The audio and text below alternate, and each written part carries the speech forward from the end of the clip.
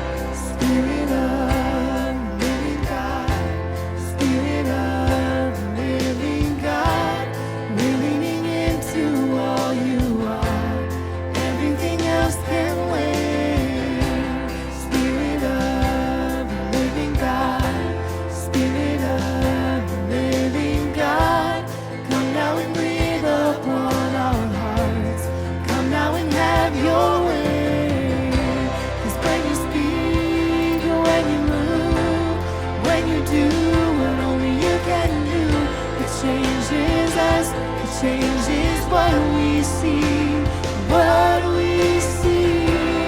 When you come in the room, when you do what only you can do, it changes us, it changes what we see, what we see.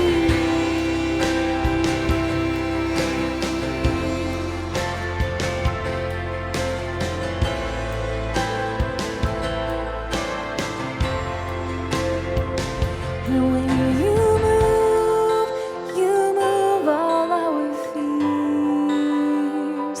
And when you move, our hearts will draw near. And when you move all our fears. And when you move, our hearts will draw near. And when you fall, we fall on our knees. And when you fall, we fall at your feet. And when you fall, we fall on our knees. And when you fall, we fall at your feet. Yeah. When you speak, when you move, when you do what only you can do, it changes us, it changes what we see, what we see. When you come in the room, when you do what only you can do, it changes us, it changes what we see, what we see.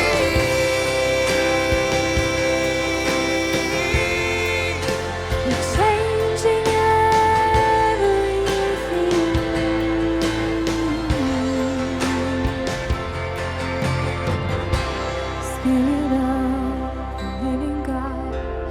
Spirit of the living God, we only want to hear your voice.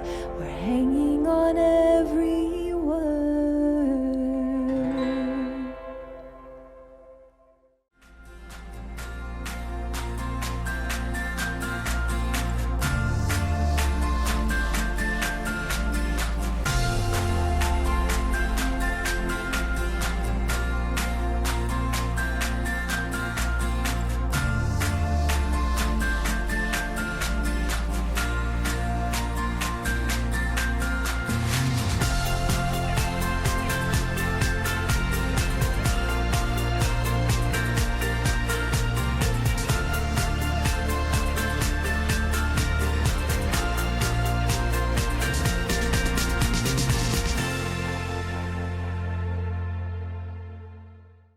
Hey guys, welcome to City Church Online. It's such an honor to have you tuning in with us today as we continue our series in Love First. Guys, I've been reflecting all week on this scene from the life of Jesus that is like, it's so radical. It's so, like, it doesn't fit into any box that I have. Like, I keep trying to put myself in the room and imagine what it would have been like. And it's just, oh man, it's really hard to imagine, but at the same time, it's so central, it's so core to our faith as Jesus followers that I want to walk with you through it. It's this scene of Jesus with his 12 disciples, kind of the evening before he's gonna give his life for humanity. And so let me show you in John chapter 13 kind of how this scene unfolds.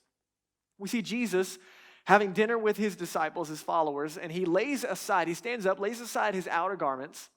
He takes a towel, he ties it around his waist, and then he pours water into a basin, and he begins to wash the disciples' feet. All 12 of them are in the room. And he's wiping them down with the towel that was wrapped around him. This is a role reserved for a servant or a slave. And right, I mean, you gotta understand, like, I mean, this is open-toed, like agriculture society sandal Jesus, right? So we're talking dirt and dust and mud all over their feet. But if we're being honest, there's probably also animal feces. I mean, this is not a clean job at all. And then in addition to that, simultaneously, while these 12 guys are in there, Jesus knows that one of them, this guy named Judas, he's going to betray him, like in the near future. And so Jesus, still knowing who's in the room, washes all of their feet. And he's screaming this one incredibly consistent message. His entire life has been about it. It's culminating in this moment. It's about to be revealed that as Jesus is washing their feet, this is Almighty God who has humbled himself to come and serve and die for humanity, to serve and die for these 12 men, to serve and die for the world, for me, and for you, and for the decent 11 in the room, and for the Judas. And man, as I put myself in this story, right, on a good day, I'm hoping I'm one of the 11. On a realistic day, I realize I'm probably Judas. And I'm like, man, this is so amazing. And here's the deal, because it doesn't stop there. Not only is this an incredible demonstration of the love of God for you and me, but it's also an invitation that Jesus then looks around the room and he says, guys, in the same way that you have seen me serve you, you are also to serve and love one another. He says it just a little later in John 13. Let me show it to you. He says, I'm giving you a new command, that you love one another. And before you and I have a chance to fill in the gaps, to try to define what love looks like, he defines it for us. He says, just as I have loved you. And they all just witnessed tangibly the humility of the Son of God as he washed their feet. He says, you also are to love one another in that manner, sacrificially as servants. And by this is amazing, this statement right here. Jesus says, by this, all people, the entire world will know that you're my disciples if you have love for one another. And so immediately my mind goes to this reality. You got to ask the question, how many followers of Jesus do you know like that? How many followers of Jesus are consistently showing up to serve like that? I mean, this is an explicit black and white invitation to love and serve one another like Jesus has served us. And Jesus said, this is crazy, that the world is going to know that we're his followers by that kind of love. And so then it leads me to ask questions like this, like, man, maybe the reason the world doesn't know, maybe the reason the world isn't attracted to, maybe the reason that the world is walking away from or has stayed away from Jesus and his church is because when they look at Jesus and his church, or specifically his church, which is the tangible expression today, maybe they're not seeing this kind of love. Maybe that's part of the problem. Or maybe, man, listen, let's just make it personal. I don't know where you are on your spiritual journey, but maybe for you, part of your struggle, maybe part of the reason that you left faith, you grew up in it and left it, or maybe you stayed away from it, or maybe you have struggled with it your entire life. Maybe part of your struggle is that you have watched people call themselves followers of Jesus and then not live like it, and not love like it, and not serve like it. It's like it has no bearing on their life, and there's this huge disconnect. You're like, wow, this doesn't make any sense. And Jesus is telling us the opposite is also true, that when we love like this, it's contagious. It's amazing. It's breathtaking. And over the last few weeks, guys, we've been unpacking just the simple invitation from Jesus. Over and over again, I've been telling you, the life of a Jesus follower, the invitation to follow him is all about relationships, to love God and people. And specifically, we said that it starts with our relationship with God, but it doesn't stop there. Last week, I introduced the idea that Jesus, the secret sauce to his life, if you will, was this thing called the eremos, the practice of silence and solitude, drawing away into a quiet place to be with God and hear from God. It was out of the overflow of Jesus and his relationship with God that he was able to radically love one another. It's how he was able to wash the feet of Judas in this moment. But again, we recognize that it didn't stop there, but rather we realized that, man, what's really amazing about the life of Jesus is how he radically loved others. And so then we have to understand that involves our invitation of loving people too. But you know, the problem of following Jesus is that all the people that are involved, like following Jesus would be way easier if it didn't have to do with a lot of people, right? And so you and I start to struggle. And specifically, the invitation to love people, it falls into different categories, right? So for Jesus, it was loving God, and then it was loving the people that are in God's family, those who have made a decision to trust in Jesus and be made new and be a part of God's family. And then it's those who are not yet in God's family. It's three different relationships, and specifically two categories of loving people. And so this week and next week, we're going to take some time to look at what it looks like to love as a part of God's family. And then right before Easter, we're actually going to take some time and talk about what it means to love people that are not in God's family yet. But by the way, but next week, this is awesome. Next week is City Church's second birthday. Oh my goodness. COVID kind of made year two a flash forward, and we're like, well, here we are, but man, amazing. I can't wait to celebrate with you. By the way, I'm just kind of making all of our online viewers jealous and our podcast viewers, if we're just viewers, listeners, I guess is what you are. We're going to have on City Church's birthday, Krispy Kreme donuts that are customized with our logo. It's going to be so cool and so full of sugar. It's going to be the best. And then in addition to that, we're also having a baptism party. It's going to be awesome. We've been praying and seeing God do amazing things, and lives are changing. And so we're going to celebrate with some baptisms. And by the way, if you have never been baptized, I would love to invite you to be baptized for the first time. Baptism is very simply celebrating on the outside, externally, what Jesus has already done through faith on the inside. And so just for what it's worth, if you were baptized, for example, as a baby or a little kid, and then later you made a decision to follow Jesus and give him your life, that didn't really count. You weren't really baptized. You kind of just you took a bath, okay? And so baptism is something that follows faith in Jesus. It has to follow it in order to declare externally what Jesus has done internally. Does that make sense? So for what it's worth, if you've never been baptized or you've never been biblically baptized, I just want to invite you. You can reach out on our online platform and let us know. We would love to celebrate with you and invite you into that. But here's the deal. I've been reflecting on this passage, Jesus serving those in front of him in this passage as he's washing their feet. And I've been just kind of thinking about what it means to be a servant, what it means to love other people like Jesus loved me. And honestly, I'm kind of learning to uncompartmentalize my mind and my understanding of being a servant, because I kind of get stuck in realms. I don't know about you, but City Church, we say this a lot. We say that everyone is a 10 at something. We believe it. And no one's a 10 at everything, right? We totally believe it. So a big part of our passion is that we want to help people discover their purpose and to make a difference. We consistently press into that. But in addition, we say, hey, everyone's a 10 at something, but also like everyone sweeps the floor. Does that make sense? I've heard it said that if you're too big to serve, then you're too small to lead. And so while we absolutely believe that there's things that we were made for, and there's things that bring us joy and purpose and passion, things that we're just absolutely good at and that we love, we're not exempt from doing things that we don't love, right? And I think Jesus is the perfect example of this in this passage, right? He's washing feet. I just can't imagine Jesus being uber excited about that, right? So imagine the moment. Jesus is washing feet, and he's not just giddy about it. It's nasty. But at the same time, he's doing it with a joyful spirit. And it's because he's taken up the disposition of a servant. There's a humility in it. And I love this reality, because what it tells me is that being a servant and loving other people is not about as much what I do, but rather the disposition of my heart. That as I begin to love and to serve other people, it doesn't always have to fall into the category of what I love to do or what I'm good at. So I just want to invite you to reflect for a moment. If you're a follower of Jesus, we're being invited to love like he loves. But more often than not, that invitation is into something that we don't love to do.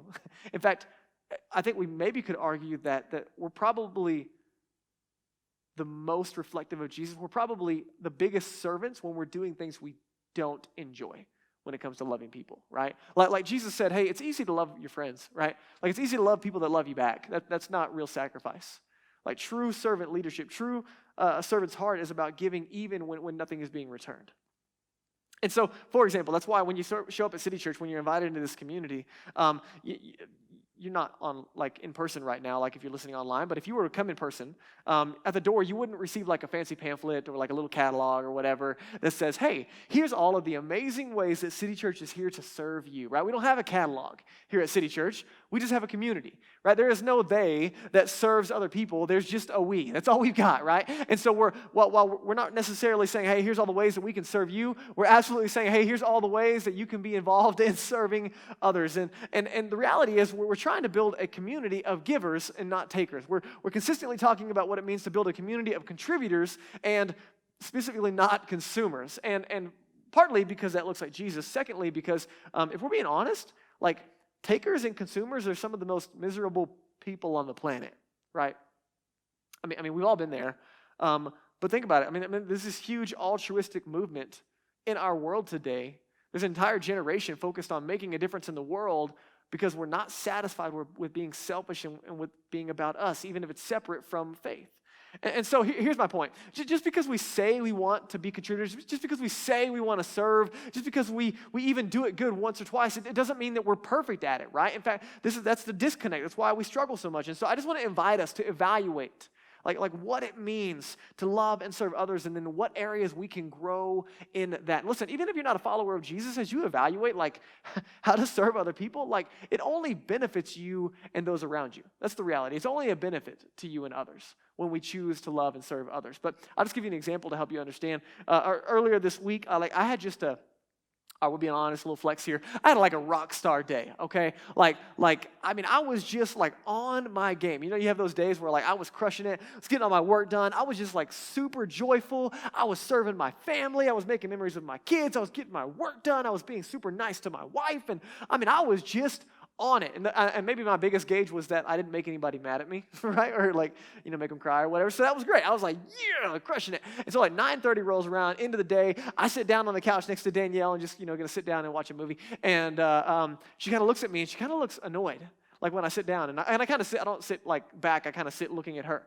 And I'm like, what's up? Like, what's going on? And she's like, well, normally when you're like super nice all day and then you sit down and interrupt me for something, you want something.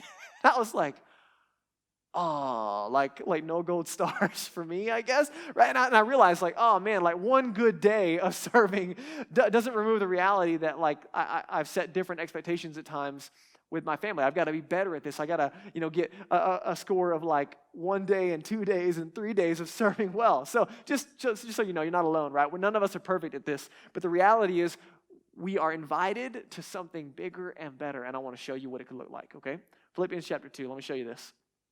This is Paul reflecting on the same idea and reality of what we just saw Jesus doing as he's washing the disciples' feet, okay? He says, so, if there's any encouragement when it comes to your relationship with Jesus, if there's any comfort from his love, if you're a follower of Jesus, man, you got any encouragement from what Jesus did for you, any comfort from his love, any participation in the Spirit, any affection and sympathy? Paul's writing as a leader to a really little baby church, awesome, brand new church. He's saying, hey, complete my joy in your community by being of the same mind, having the same love, being in full accord and of one mind, right? He's reflecting the same words of Jesus, to love one another. He says, do nothing from selfish ambition or conceit. This is the antithesis of that same conversation. But in humility, count others more significant than yourselves. Let each of you look not only to his own interest, but also to the interest of others. He goes on in verse 5, and he says, let this mind, this understanding, that's in Jesus be among you. So verse 5, have this mind among yourselves, which is yours in Christ Jesus, who, though he was in the form of God, he didn't count equality with God a thing to be grasped. Check this out, this is huge. But emptying himself, he taking the form of a what? A servant. Can you see Jesus with the towel around his waist? Being born in the likeness of man, Almighty God, God in a bod. And being found in human form, Jesus humbled himself by becoming obedient to the point of death, even death on a cross for you and me. Paul's invitation is very simple. He says, hey, guys, listen. This is just an encouragement to keep focusing and growing in your relationship with God so that you can be like Jesus. Right, so that you could show up like Jesus, so you can love and serve like Jesus. And some of you immediately, we start to get into like serving and giving and these conversations, and your heart starts to get heavy and you get burdened because like you're so busy and you're tired and you're exhausted and you're looking at your life and like, I just don't have anything more to give. And listen, if that's you, I know where you're coming from and I understand, but don't tune out yet because I think this conversation is going to help you. But here's the reality. If you think that like just showing up and participating, if you think that like other people meeting your needs is what you need right now, if you think that going to city group just so people can speak life into you, if you think that showing up on a weekend or like tuning in online is just, what your soul needs to be fed, if you think you need others to do that for you, listen, I just want to encourage you. While those things are great things, I think you're missing it. Because Jesus literally said the exact opposite. In Acts 20:35, Jesus said it's actually more blessed to give than to receive. That word blessed, it means favor. Your life has more favor from God and people if you're giving rather than taking. And so I just want you to imagine, as we read through this passage, imagine a community. Imagine gathering with a group of people. Imagine gathering in a city group. Imagine gathering on the weekends with groups of people that are trying to out-serve one another. Imagine that environment, right? Like you're like, oh man, I just don't know if I can give anymore. No. Put yourself in this environment. Have you ever been in a room like full of people who are just humble and they count others more significant than themselves? Like that's the worst place to be in the world, isn't it? Right? Like, are you kidding? Like, who doesn't want to be in a room full of people like that? This is an invitation to anything but something that's burdensome. Here's the reality. Jesus is inviting us. Paul is helping us understand what life-giving community is supposed to look like. When servants gather together, you know what happens? Everyone is built up. But you know what happens when consumers gather together? It's like being in a room with a bunch of vampires, right? Like the life just gets sucked out of you. And before you start pointing fingers because you feel like you serve a bunch and other people need to serve and blah, blah, blah, blah. And listen, this applies to every scenario. This applies to your city group, weekend gathering, serving your neighbors, you name it. It doesn't matter. You plug this in anywhere. But before you start pointing fingers about how other people need to, pony up and start showing up, just for what it's worth, Jesus showed up to serve and we were all a bunch of vampires, okay? Like he wasn't getting anything good from us. We didn't have anything to get. In fact, we kind of, killed him. A little bit. Yeah, that happened, right? So we weren't exactly, the most life-giving community on the front end, but Jesus did it anyway. That was funny for what it's worth. Ain't nobody in this room to laugh at me, but man, I'm having a good time. Okay, so here's the deal. This is about my individual ownership of this conversation, okay? So this is not about pointing fingers. It's just about, evaluating myself. But Jesus said that the world's going to know that we're his followers. Like man, the church is going to continue to make a difference in the world around it by what we give and not by what we take, by the way that we love. Let me just show you, let me just encourage you individually, okay? 1 Corinthians 12:7, because I want you to get this. I want you to really feel it. To each person is given the manifestation of the Spirit of God for what? Themselves. No, for the common good. In case you're wondering, that's everybody else, okay? And then check this out, 1 Peter Chapter 4, verse 10. Just kind of reiterating that same idea. And each has received a gift to use it to serve themselves. To use it, why? To serve one another as good stewards of God's grace. You know what these passages are saying, guys? Listen, this is amazing. This is what the church is supposed to look like. God wants to move through you to build others up. Can I just ask you a very simple question? When you show up in your home, when you show up at city group, when you show up on the weekends, when you show up at work, when you show up in those different spaces, are you showing up expectant that God has something in you that he wants to give to someone else? Are you showing up with the anticipation that God actually wants to build someone else up through you? Because that's absolutely the expectation that we're seeing here. That's absolutely the invitation from Jesus when he said to love one another. Right, but so many of us, man, we're so content to just show up and receive, right? But this is not just on an individual basis, right? This is a corporate expression. This is a communal expression that we are to gather together and we are to expect supernatural expressions and contributions from every member of the body that's gathering. This is a big deal that you and I show up at City Group. We show up at weekend gatherings and we have an expectation that every member is going to serve. Every member is going to contribute. Every member is going to show up and God's going to work through all of us to build one another up. Here's the deal. None of us, there's not a person on the planet that would have a conversation with God that sounds like this. God, you know what? Man, I like your church. There's some really talented, there's some really gifted people in your church. And I really like most of them. But if we're being honest, there's some people that are just kind of, I don't know, useless, worthless. They don't bring much to the table. They don't really do anything. They don't really have any gifts. They don't really have any value. Right? No one would ever say that out loud. But every time we give attention to just a few talented people, and we don't have expectation from the entire community, that's exactly what we're saying. Because God looks at every single one of his kids and he says, every single one of you is valuable. Every single one of you is gifted. And every single one of you is meant to be a gift. And so Jesus is raising the expectation at City Church. He's raising the community expectation. And listen, I'm telling you, for me personally, he's saying, pay attention. And I've been repenting this week.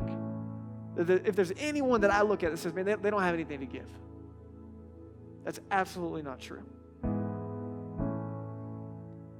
The expectation is that everyone shows up to serve because everyone has something to give and everyone is valuable. And so listen, in our weekends and our groups, what would it look like to show up with the expectation to serve and to give and to love and to sacrifice, knowing, expecting that God wants to do something in and through me for someone else? Part of the problem is in this Western culture, we just have this like default consumer mindset, don't we? Like even when we don't try to, we just totally go there. Our mind immediately goes to consumer. And some of us, we get stuck. You look at your pastors, you look at your city group leaders, and you see people there to serve you. And while they're absolutely there to serve you, you need to understand what their role is in serving you. Your pastors, your small group leaders, your city group leaders, they are there to develop and equip and empower you, okay? I need you to think personal trainer, not massage therapist, okay? And think about it. How weird would it be to hire a personal trainer and then just watch them lift the weights for you? That's how a lot of people think about the church. And that's not the invitation. It's not my job to lift the weights for you. It's your job to do the work. It's your job to grow. And the expectation is that everyone is growing. Every follower of Jesus is not only to love God, but people. That the motivation is correct, that it's out of the overflow of our love with God, but that we are growing. Why? Because healthy things grow. And friends, my concern is that if we're not growing, we're dying. God is a good dad who loves you and I. And he thinks all of his kids are extremely gifted. Growth is expected. Serving others is expected. And so I don't know where you are on your spiritual journey. I don't know where you're tuning in, where this sits with you. I need you to understand a couple of things. Before it's about serving others, before it's about giving, it's first about receiving. It's Jesus washing the disciples' feet when they did nothing to earn it or deserve it. It's receiving from Jesus what he would do for us in our place that we couldn't earn or deserve for ourselves. And it's out of the gratitude, it's out of the overflow, it's out of the life change of trusting in Jesus. When he died on that cross, he died for my sin. He was buried and he rose again, proving that he was who he said he was, that he would do what he said he would do, that he could make me right with God, he could forgive me of sin, he could give me a new life. And Jesus didn't just make me better, he made me new. And some of you have never received the gift of God, of new life, of being forgiven and set free and completely made new. And today, before you do anything, you need to receive what's already been done for you. For the others of you, listen, you've received that gift, and it's out of the overflow, it's out of the gratitude, it's out of the reflection that Jesus says, in the same way that I loved you, you love and serve one another. And here's the deal, listen, I don't want you to miss it. I don't want to miss it. Listen, like, when you and I don't show up to serve, you know what happens? We're robbing other people of the gift that God has for them that he placed in us. We've each been given a gift for others to receive.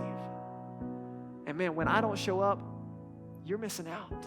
And when you don't show up, I'm missing out. And if we're being honest, guys, what happens is a few try to start to carry the weight for everybody else. Because not everyone is serving. Not everyone believes that they have anything more, to offer. Or some of us are being selfish with our time and our energy and resources. We don't show up. So other people try to start to take on the weight and the load of other people. You know what happens?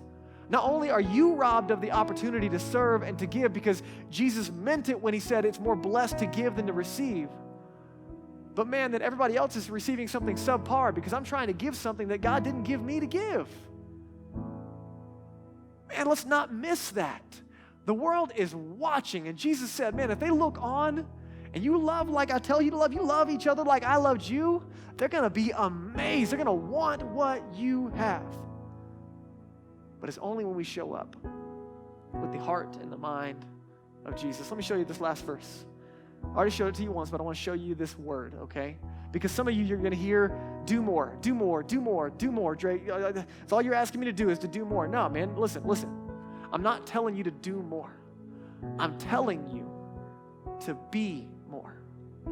Be more like Jesus, and specifically to be obedient like Jesus. Look at this.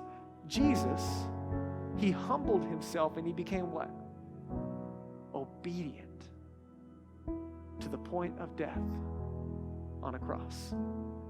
Over and over again, Jesus would pull away with time with God. And you know what would happen? He would get away to hear from God. And out of that space, he would come out of that quiet time with God, and then he would be obedient to God. Here's the reality. You can't do everything. You can't serve everyone. You can't give everything that you have. There's some things you can't do. I'm not asking you to do everything. I'm asking you to be obedient. Jesus tells us that if we love him, we're going to obey him. The overflow of our love relationship is obedience and trust. You can't do it all, and neither can I. But together, God can do all he wants through us. Listen, think about the life of Jesus.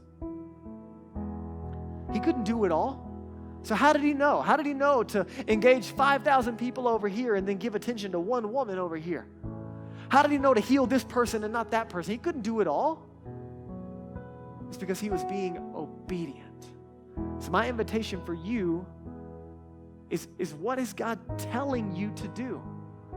Who is he telling you to serve? What is he telling you to give? Where is he telling you to get plugged in? Where you live, work, and play, in your city group, on the weekends, all those areas. It's your job to be obedient in this space. So let me ask you a couple of questions. Is there anything that God has told you to do that you haven't been obedient in yet? That's the first step. And secondly, is there anything that God is telling you to do today that you need to make a move on? Because friends, listen, it is more favorable for you and for me to give than to receive. I don't want you to miss it, because the best is ahead of you and of me when we show up to serve like Jesus. I'll see you next week.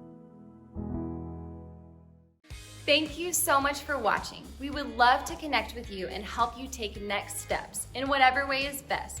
Just text that number on the screen and our team will be sure and follow up with you.